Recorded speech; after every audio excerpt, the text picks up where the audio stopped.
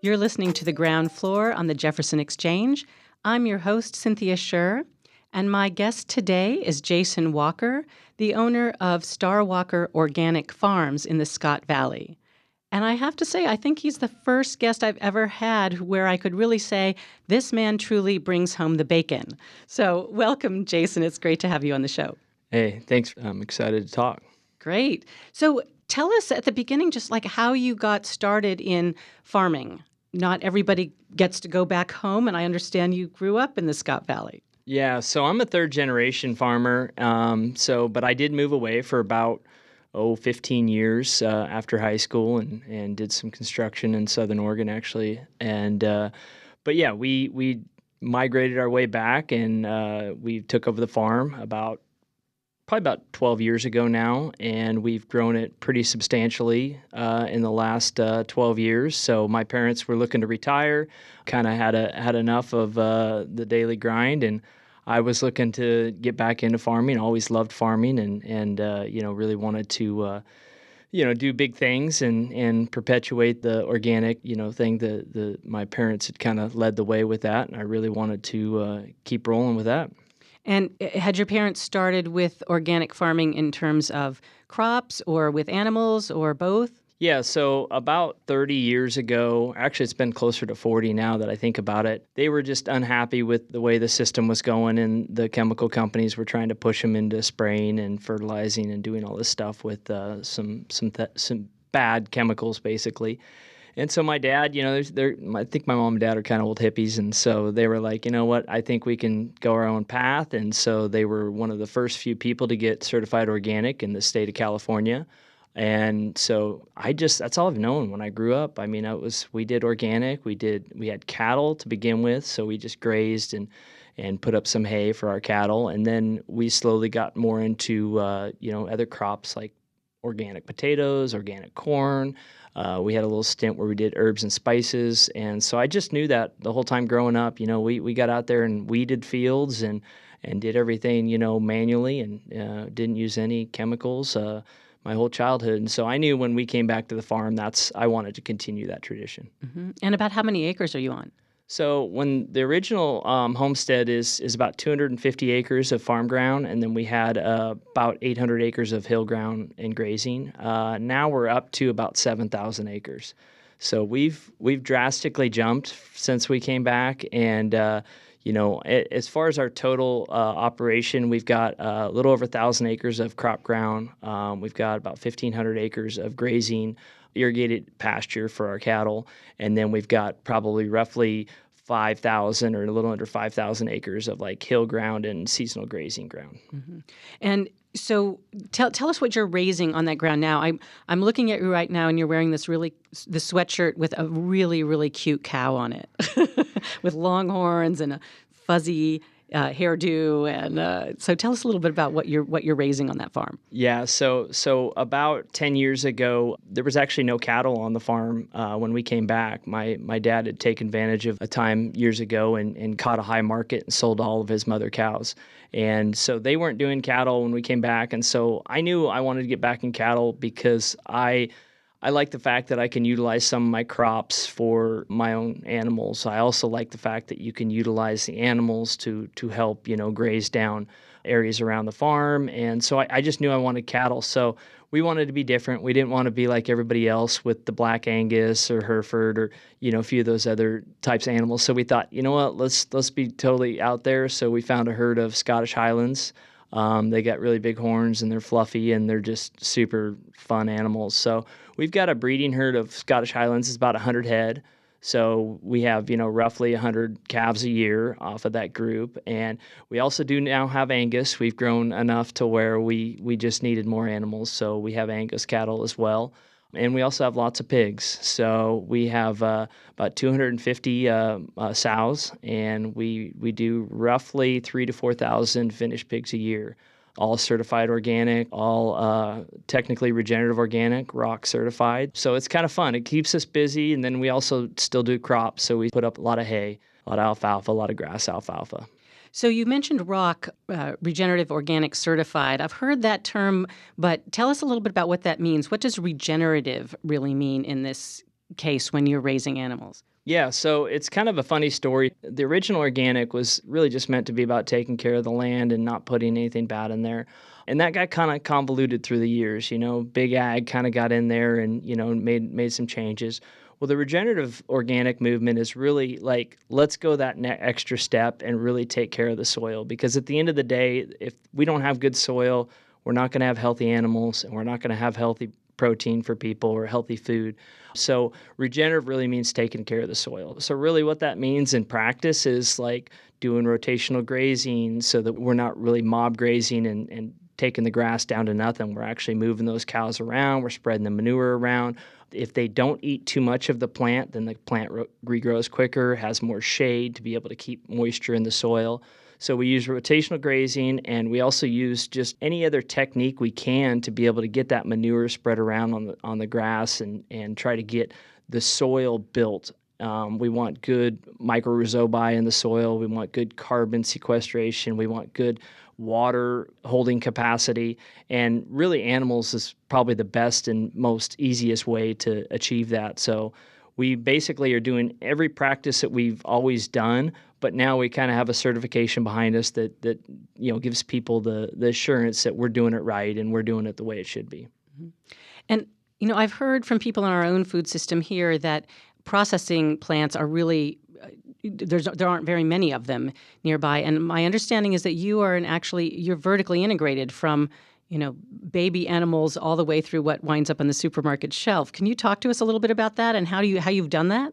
Yeah, so we have a pretty crazy journey there. When we decided to do direct-to-consumer marketing, we had to search around for a processing plant, and that was tough. We were going 4 hours north, 4 hours south. We were going everywhere we could to find a processing plant that would actually do organic.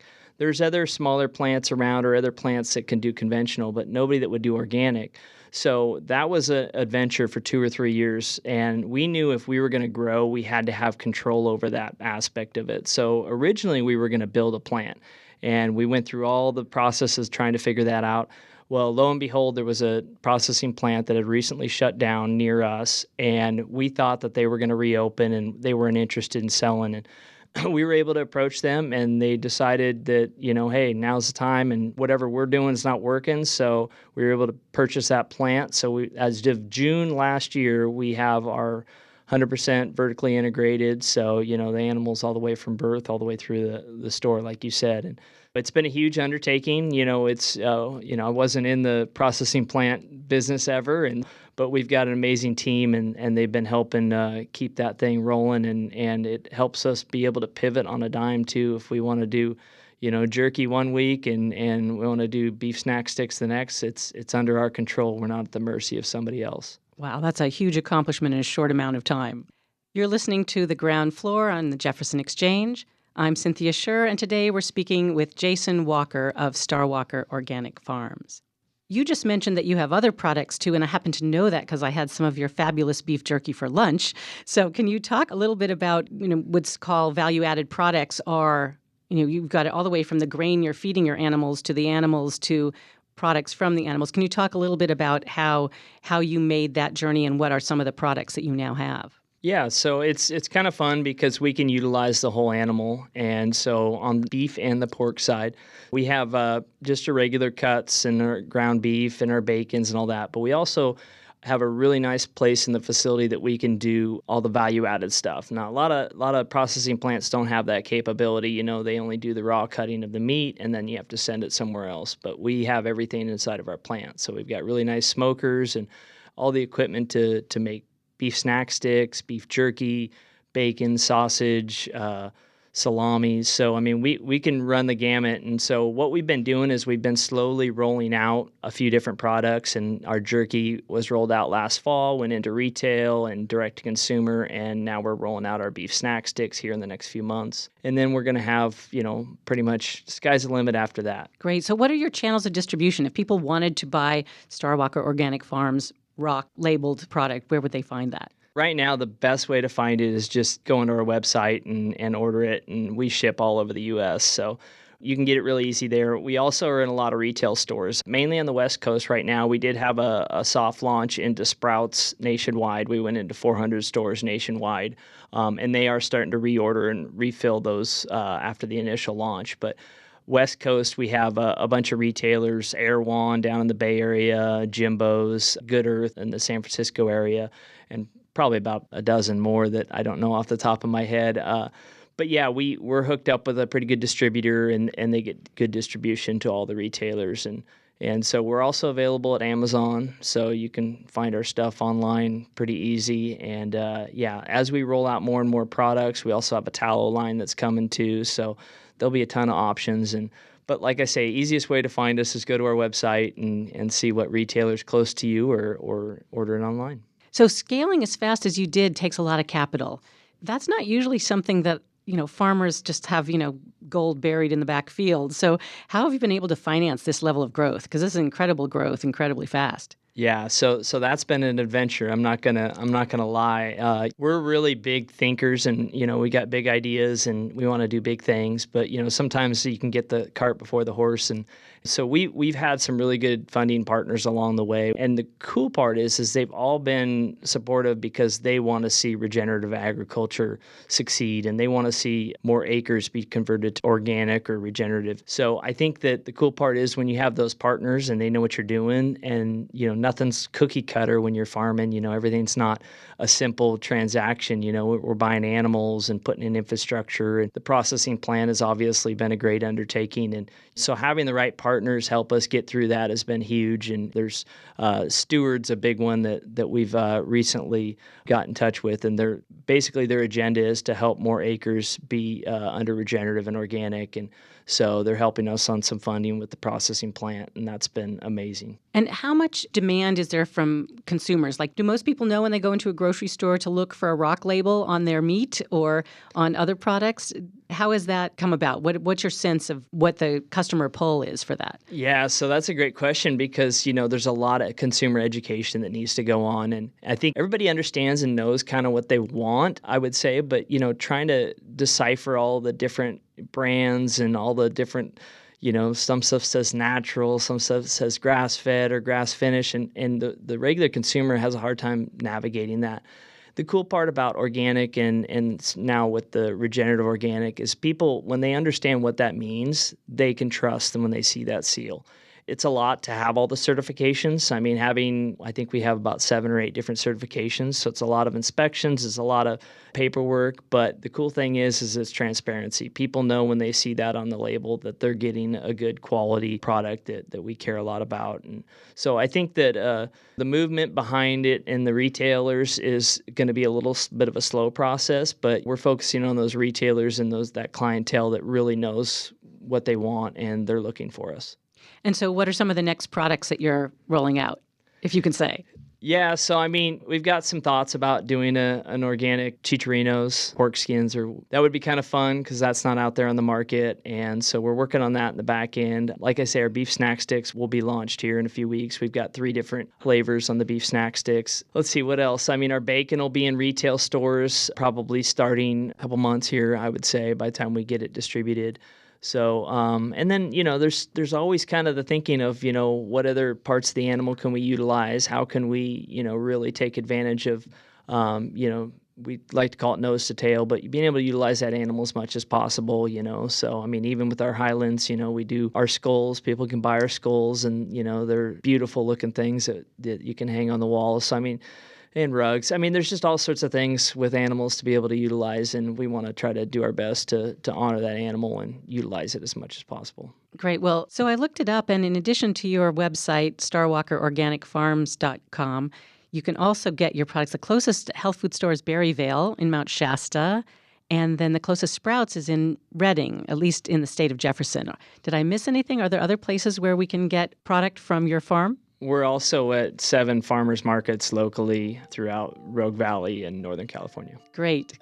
I'm sure we could continue to talk about this for another hour or two, but this is all the time we have today, so I'd really like to thank you, Jason Walker from Starwalker Organic Farms, for joining us on the show today. Thank you. You've been listening to The Ground Floor on the Jefferson Exchange. My name is Cynthia Scherr, and you can find this and other episodes at jeffexchange.org and on Apple, Spotify, or wherever you get your podcasts.